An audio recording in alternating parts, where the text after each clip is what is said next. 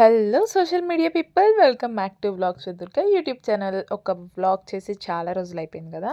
So ఈ vlog అయితే ఏ day in Machilipatnam, అదే అండి మన బందర్లో ఒక రోజంతా ఎలా స్పెండ్ చేసాం, ఏమేమి చూసాం అన్నీ చూపిస్తాను.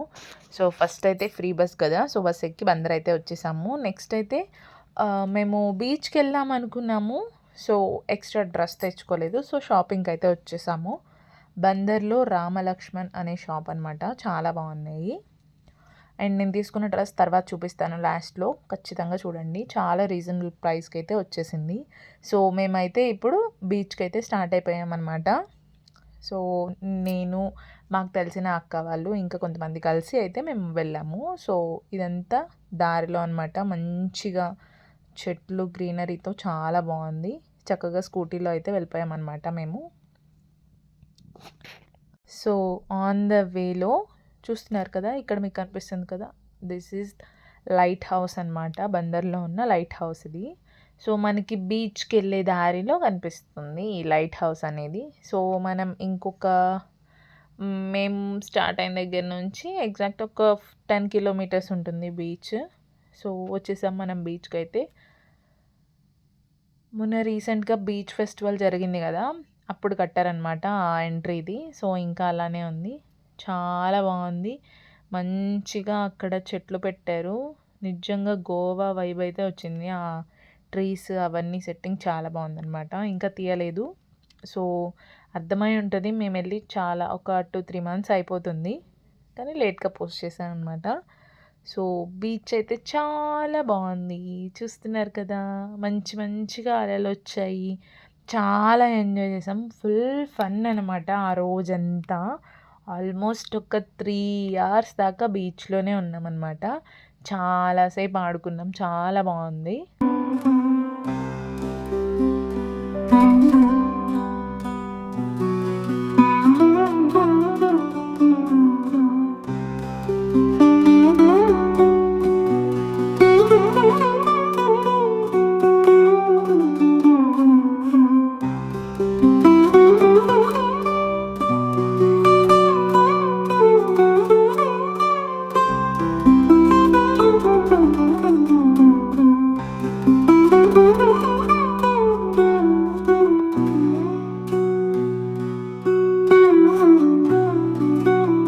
సో మంచిగా ఎంజాయ్ చేసాము.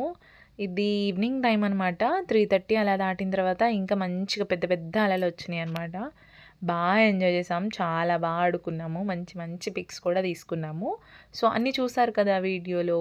అండ్ మేమైతే ఇప్పుడు స్టార్ట్ అయిపోవాలి. అండ్ ఇక్కడ నుంచి నెక్స్ట్ ఆన్ ది వేలో మనం బస్ స్టాండ్కి వెళ్ళే, మంగినపూడి నుంచి బందర్ వెళ్ళే దారిలో అనమాట ఈ టెంపుల్ ఒకటి చూసామన్నమాట. ఇది దత్త రామేశ్వర క్షేత్రం అంట.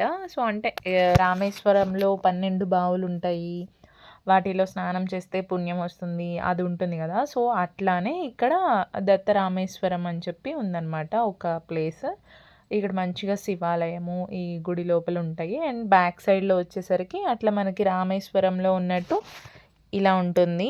12 బావులు ఇక్కడ ఉంటాయి అన్నమాట. సరికి మనిషికి 10 రూపీస్ ఛార్జ్ చేస్తారు. సో మనం అక్కడ నెంబర్స్ వేసి ఉంటాయి, ఆ ఆర్డర్లో మనం చక్కగా ఒక్కొక్క బావి దగ్గరికి వెళ్ళి, బకెట్స్ అక్కడే ఉంటాయి అన్నమాట. ఆ థ్రెడ్ హెల్ప్ తీసుకొని మనం ఒక్కొక్క బావిలో ఒక్కొక్క బకెట్ వాటర్ అయితే పోసుకోవచ్చు. సో మంచిగా అట్లా 12 బావుల్లో స్నానం చేస్తే, అంటే ఇవన్నీ అక్కడ ఆ బావుల్లో నుంచి తీసుకొచ్చి, ఆ వాటర్ తీసుకొచ్చి ఇక్కడ వేశారనమాట. దాని ద్వారా ఊరిని ఆ వాటర్ని అని చెప్పి బావుల్లో చెప్పారు. సో చిన్న రామేశ్వరం అనమాట, ఇది బందర్లో ఉన్నది. సో మీరు ఎప్పుడైనా బీచ్కి వెళ్తే ఖచ్చితంగా ఈ ప్లేస్ కూడా విజిట్ చేయండి, ఒక మంచి ఎక్స్పీరియన్స్ కదా. సో అక్కడే స్నానం అయిపోయిన తర్వాత ఇలా చిన్న శివలింగం ఉంది, మన చేత్తో మనం అభిషేకం చేయొచ్చు మంచిగా.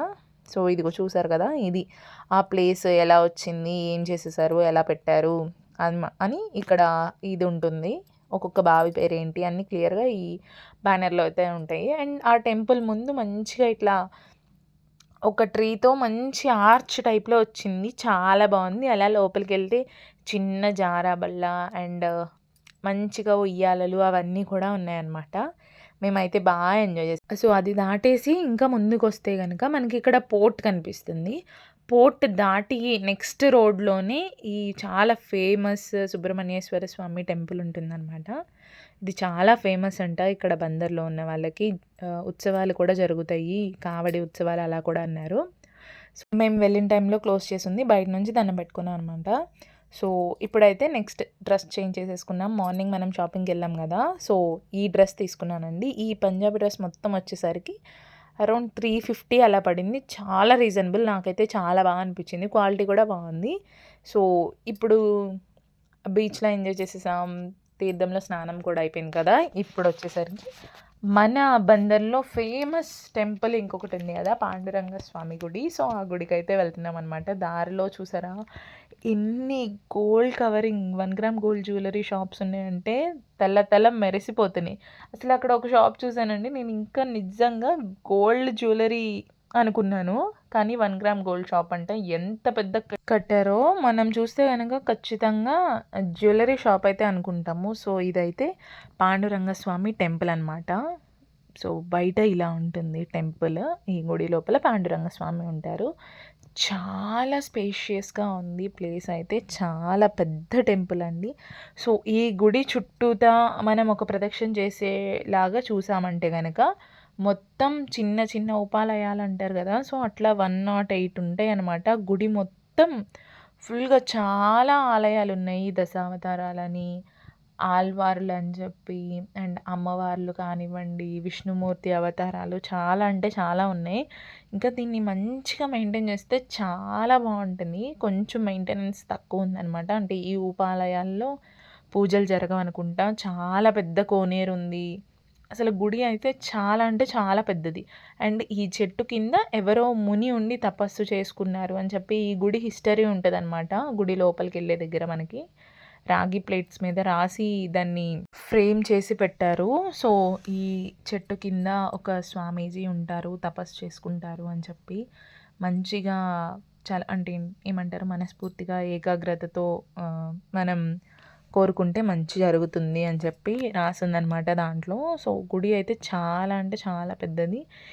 ఇది గుడిలో ఉన్న రాతి ధ్వజస్తంభం అనమాట. చూస్తున్నారు గదా! సో, ఇట్లా గుడి మొత్తం చుట్టూ రౌండ్ మొత్తం 4 సైడ్స్‌లో ఇలా చిన్న చిన్న టెంపుల్స్ 108 ఉంటాయి. అండ్ ఒక శివాలయం గూడా ఉంటుంది. అది గూడా చూపిస్తాను. సో, ఇక్కడైతే మనకి మంచిగా చరిత్ర మొత్తం రాసి పెట్టారనమాట. గుడికి వెళ్ళినప్పుడు ఖచ్చితంగా దీన్ని మీరు చదవాలి. అప్పుడే మనకి ఈచ్ అండ్ ఎవ్రీ పార్ట్ ఎంత మహిమ ఉంటుంది, ఎంత బాగా వాళ్ళు డెవలప్ చేద్దాం అనుకోని ఆ రోజుల్లో కట్టారు అని చెప్పి మొత్తం నీట్‌గా రాసి పెట్టారక్కడనమాట. సో, మనకి యాక్చువల్‌గా టెంపుల్‌లోకైతే కెమెరా అలో లేదనమాట. దేవుడిని ఫోటోస్ తీయకూడదు. కానీ పాండురంగ స్వామి టెంపుల్ అండి. మనం మన చేత్తో స్వామి పాదాలు తాకి నమస్కారం చేసుకోవచ్చు. సో, చాలా బావుంది టెంపుల్ అయితే. అండ్ పక్కనే ఈ శివాలయాలు ఉంటాయి. ఇక్కడ 1008 శివలింగాలు ఉంటాయన్నమాట. సో, టెంపుల్ చూసుకున్నాం గదా! చక్కగా ఇంకా మొత్తం అయిపోయింది. ఇంకా రిటర్న్ అయిపోవాలన్నమాట. సో, స్టార్ట్ అయిపోయాము. సో, అక్క మాత్రం చెప్పింది బందరొచ్చి బాదం పాలు ఎలా మిస్ అవుతాం అని చెప్పి. సో, ఇప్పుడైతే మేము ద ఓజీ బాదం మిల్క్, బందర్ బాదం మిల్క్, అప్సరా బాదం పాలు తాగడానికైతే స్టార్ట్ అయిపోయామన్నమాట. సో, అక్కడికైతే వెళ్తున్నాము. అండ్ ఇక్కడ దారిలో మనకి సాయిబాబా వారి టెంపుల్ ఉంటుంది గదా! బందర్‌లో చాలా పెద్ద సాయిబాబా ఉంటారు గదా! ఇక్కడ. సో, ఇక్కడ గూడా దర్శనం చేసుకొని వెళ్ళామనమాట. అలాగే ఈ రోడ్‌లోనే మార్నింగ్ నేను డ్రెస్ తీసుకున్నా అని చెప్పాను గదా! సో, అది ఈ షాప్‌లోనే అనమాట. రామ్ లక్ష్మణ్. చాలా బావుందండి. రీజనబుల్ ప్రైస్ అనమాట. అండ్ మేమైతే అప్సరా బాదం పాలు దగ్గరికి వచ్చేసాము. So, it's time to taste the OG Apsara బాదం మిల్క్. సో, చూసారు కదా! మంచిగా ఫస్ట్ క్రీమేశారు. నెక్స్ట్ బాదం పాలు పోసారు. తర్వాత మళ్ళీ కొంచెం క్రీమేశారు. అండ్ బాదం పప్పులేసి బాగా కలిపేసి ఇచ్చారు. టేస్ట్ అయితే కేక్ ఉంది. చాలా అంటే చాలా బాగుంది. చాలా థిక్‌గా ఉంటది. పైన ఐస్ క్రీమ్ వేస్తారు కదా! కొద్దిగా వాళ్ళు ఇచ్చిన స్పూన్‌తో మిక్స్ చేసుకొని తింటే అసలు ప్రతి ఒక్క సిప్‌కి ఖచ్చితంగా ఒక బాదం పప్పు అయితే వస్తది. అంత బాగుంది. నాకైతే బాగా నచ్చినాయి. అండ్ మీలో ఎంతమంది బందర్‌లో అప్సరా బాదం పాలు ట్రై చేశారు? అండ్ ఆల్సో బందర్ హల్వా కూడా ట్రై చేశారా? మాకైతే టైం సరిపోలేదు. చేద్దాం అనుకున్నాం గానీ బాదం పాలు తాగేసరికి స్వీట్ అనిపించి ఇంకైతే మేము స్టార్ట్ అయిపోయామన్నమాట. సో, ఇది ఈ వ్లాగ్ బందర్‌లో ఒక డే అంతా మాకిలా గడిచింది.